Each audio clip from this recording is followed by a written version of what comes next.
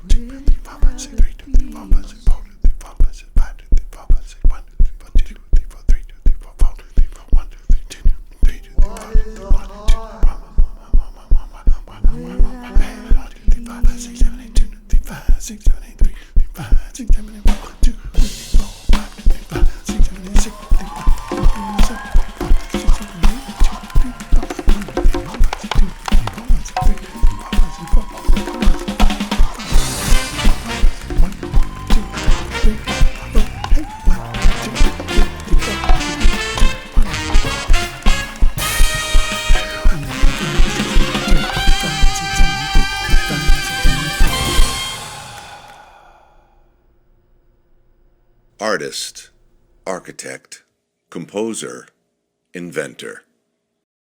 How does one man integrate his mechanical training and musical talent into high-tech, high-touch installations and into his performances, alternating between design and sound, from visual rhythms to solid structures? The tough thing is, how to not put me in a box. Especially don't put me in a small box. Christopher Janney has deep roots in New England and a lifelong exposure to its time-honored iconoclastic thinking. From his childhood summers on Cape Cod to his graduate work at MIT. Let's see, I came to Boston in the mid-'70s to study with the environmental artist Otto Pina, who became a great friend, a great mentor, and a great collaborator. Soundstair was the first of what I call my urban musical instruments. That was my thesis at MIT in the mid-'70s, and then I was a research artist at the Center for Advanced Visual Studies for the next 10 years. During that time, I also worked for a number of different artists: James Seawright, Jack Youngerman, Klaus Oldenburg, and the Merce Cunningham Dance Company. I also had friendships with Isamu Noguchi, John Cage, the architect John Haydock, and the record producer Sir George Martin. Later, as a visiting professor at the Cooper Union School of Architecture in New York, and as a guest critic at other universities, Janney continued to develop a series of projects under the concept Exploring the Hidden Music. These included his most well-known work, Heartbeat. I first set Heartbeat on Twyla Tharp's principal dancer, Sarah Rudner. That was in the early 80s, so in the 90s, Mikhail Baryshnikov asked us to set it on him.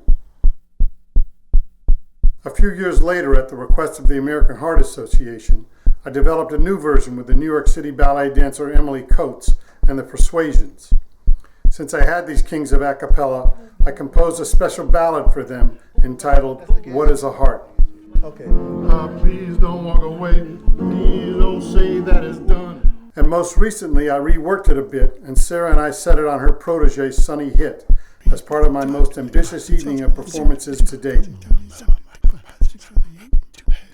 On November 25th, 2014, in New York City, Janney juxtaposed many of his most recognizable works and performed some of his new music with an all-star cast.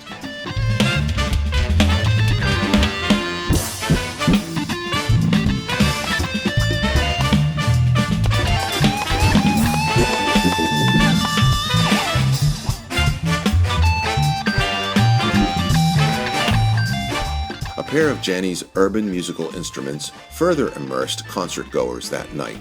The quadraphonic sound installation Cybermonks and Sonic Forest, a fan favorite at major music festivals across North America and Europe, making this another unique event in Janney's continuing investigation, exploring the hidden music.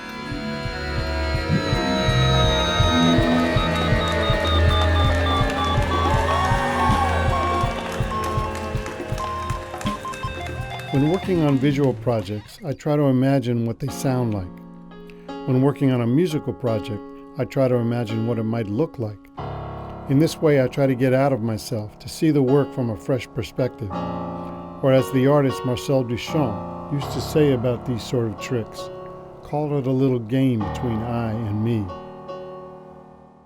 Recorded in ultra-high definition, exploring the hidden music. This is your host and narrator, Eric Bogosian. It's like a Zen koan. The way that a Zen koan is there not to solve a specific problem, but it's really there to sort of throw your mind into neutral. That concept allows me to think more freely.